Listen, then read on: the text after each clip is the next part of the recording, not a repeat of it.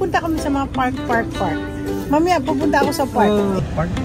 Laki ng park na to. Oh, pwede lagyan ng Jurassic. Po yung change natin sa $40. Pag sakali pong hindi po kayo kuripot, ilalagay nyo na lang po dito sa box. Oo, yeah. Mga tips.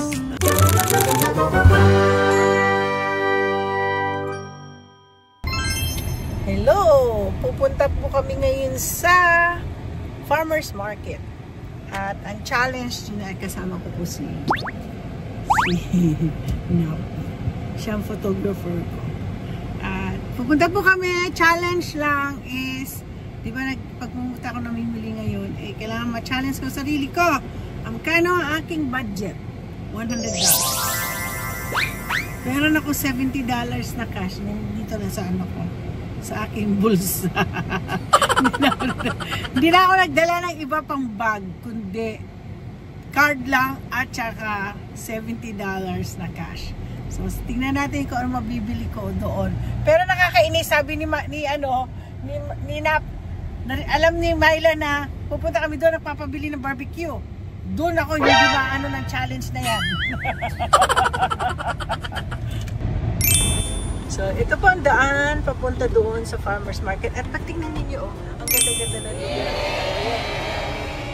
Yan yung lake. Nung araw ay ako'y nanaginip nagdi-dream na magkaroon ako ng bahay dyan, pero wag na. Ayoko na gumastos pa. Ayoko na magkaroon ng sakit na ulo.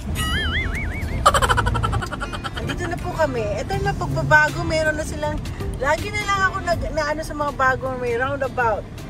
Dito po kami dati, sa park na to, dito po kami naglalakad mag-asawa. Kasi po, ang asawa ko nag-aral ng 2 years sa college niya, yung AA niya, dito po sa, yan, yun, dyan po, nandiyan yung college na yun, sa Pierce College. So, dito po, bakit parang bakit na may mga nagpa-park dito? Ayan, tingnan niyo po yung park. Meron dyan po so football, dami po na gano'n dyan, so mga iba nagpipiknik na doon. Ay, nasaan na? Ayan, yung mga nagpipiknik. Nasaan na? Laki ng park? Laki ng park na to. Oh, pwede lagyan ng Jurassic, mga elepante, malalaking hayop. Sobra ka naman. Oh, pero baka mamaya alam niyo po, yung park na to, yung katapat na yan, yan na po yung mental hospital. Pag may nakita kayo nakaubad-ubad dito, yun, galing doon sa hospital na yun. Ay, ito na. Ito pala. Ito na. Playground. Oo. Playground pa lang to. Hindi pa ito yung Farmers Market. Ay, ang ganda-ganda. A few moments later. So, hindi po kami bibili na lang kami dito sa Dutch Brothers. Na it's a prank kami. So, dito po kami bibili ng ating maiinom. Dahil sobrang init. So, sobrang init, kami po this time, hindi po siya Starbucks. So, ang doon tayo sa drive-thru, magda-drive-thru tayo. Shortest may lane. Drive-thru, meron din kaming drive-falls. True and false yun. Kasi na-prank kami doon sa falls. Kaya sana wala kasing falls doon, kaya may lake. Itong cash natin. Hi! How are you guys? Good. Can we get blend chocolate mocha? What size? The 16? Small? Ako din. 16 Mocha. 16 ounce small. I want the big one. Yeah, 24. Ano sa'yo? I want the big one kasi na-prank kami, ha? Ano sa'yo? Yan nga. 2 mocha rin. 2 mocha. Blend mocha. Yeah. That's it. Blend mocha. And are we doing cash or card? Cash. Cash? Yan, It's yan. gonna be $14.42 at the window. Okay. Thank you. Have a good day. Kakash na lang kami. Teka nga, merong dito, tatapon ko lang. Yeah. How are you guys? Good.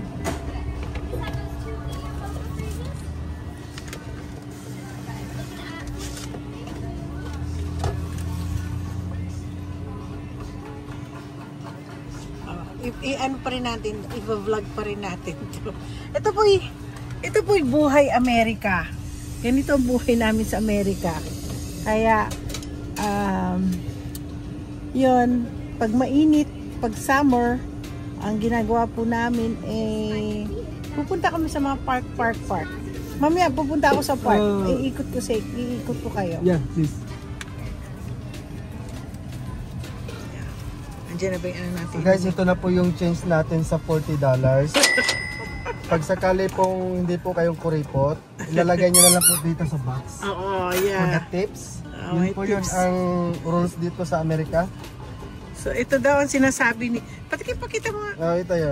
Ayan. Ito yung paborito ko dito sa Masarap Dutch daw yan. Brothers. Ang blend chocolate mocha. Okay. Yun. Yun Para na yan. maiba naman. Oo. Matikmin mo yung ano ko. Tikmin mo.